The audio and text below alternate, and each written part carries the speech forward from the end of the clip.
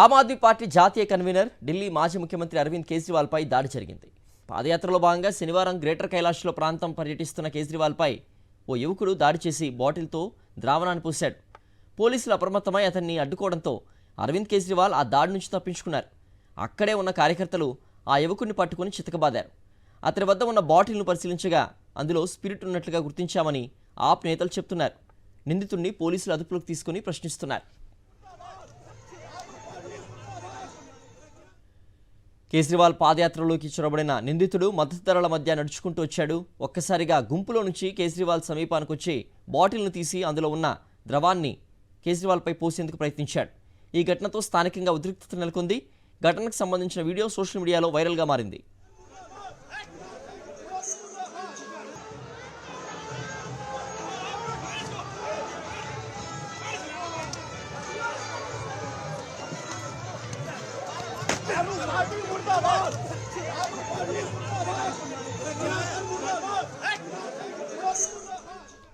ఈ ఘటన జరగడానికి ముందు కేజ్రీవాల్ ఢిల్లీలో శాంతి భద్రతలు క్షీణిస్తున్నాయని ఆందోళన వ్యక్తం చేశారు. ఢిల్లీని గ్యాంగ్స్టర్లు నడిపిస్తున్నారని ఆరోపించారు.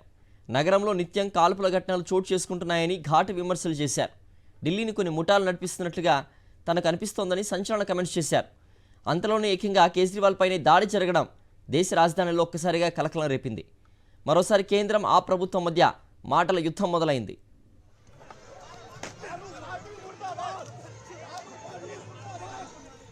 కేజ్రీవాల్పై దాడికి పాల్పడింది బీజేపీ కార్యకర్తేనని ఢిల్లీ ముఖ్యమంత్రి ఆతిష్య ఆరోపించారు. దాడికి పాల్పడిన వ్యక్తికి సంబంధించిన ఫోటోను ఆమె తన ట్విట్టర్ ఖాతా ద్వారా షేర్ చేశారు. నిందితుడు ప్రధాని మోదీతో కలిసి ఫోటోలో ఉన్నట్లుగా ఆరోపించారు. ఈ దాడి వెనుక బీజేపీ హస్తం ఉందని ఆమ్ ఆద్మీ పార్టీ నేత సౌరభ్ భరద్వాజ్ ఆరోపించారు.